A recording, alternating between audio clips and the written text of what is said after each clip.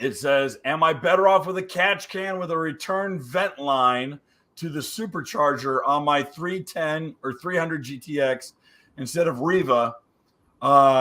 No, because you're not going to have a return line to your supercharger.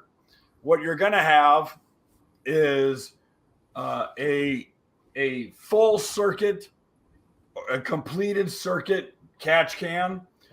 I hate to say it, but exactly like Kawasaki has, is that catch can will not have a vent. It will not have a breather to atmosphere.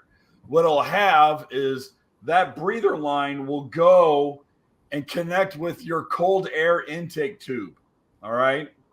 Because the velocity of air being pulled in by the intake is drawing pressure out of that catch can.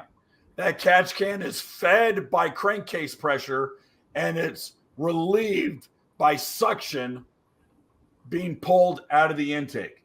Now, right now, to my understanding, Riva, JP, Active Jet Sport, no aftermarket works.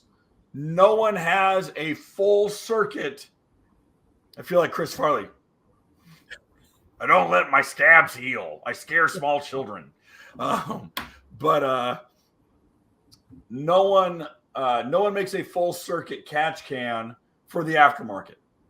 Now, there are plenty of people who have, as many IQ points as they have fingers and toes, who figured out, well, I can just go buy a length of heater hose and run it from my Riva or JP or whomever catch can and run it right into the nipple that's on my factory air intake. So that you can certainly do that, and that's not hard. All it takes is just a couple of minutes and a trip to O'Reilly's or AutoZone, and you'll be in like Flint. You have anything to say about that, Jared? No, a buddy of mine just got the GTX 300, and I want to say he went with the JP. Okay. Okay. Yeah, but I've even told people, I've said, go buy a catch can from an Ultra 300 on eBay. It's a nice stainless steel. I mean, it's the nicest can you'll find. I mean, and just put a piece of 1/2-inch hose on the bottom with a little brass shutoff valve with, because you don't have the crankcase return line. Right. They're cheap, but I had spent a few months when I had that purple RXPX, and I was mocking up one of those like Chinese billet aluminum black anodized ones, like Evil Energy. You could buy off Amazon for like $26. Yep. And I had zip tied it and just kind of held it, but I had plumbed it. And I went out and I ran, and it worked great. The neat thing about the Evil Energy one is that there's a dipstick.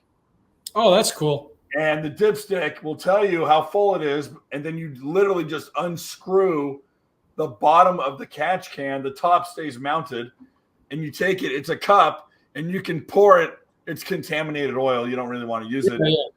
But you could pour it in your, you could pour it in your gas, the little jerry can you got in your garage of premix for your chainsaw, and use that. I mean, I use all my like VR1 I pull out of my race car engines.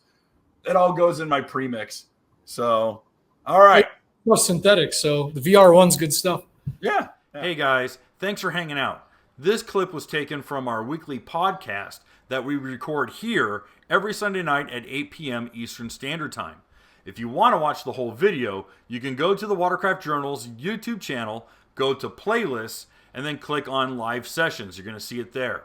Otherwise, go ahead and leave a like, a comment, and definitely subscribe to the channel. It helps us grow.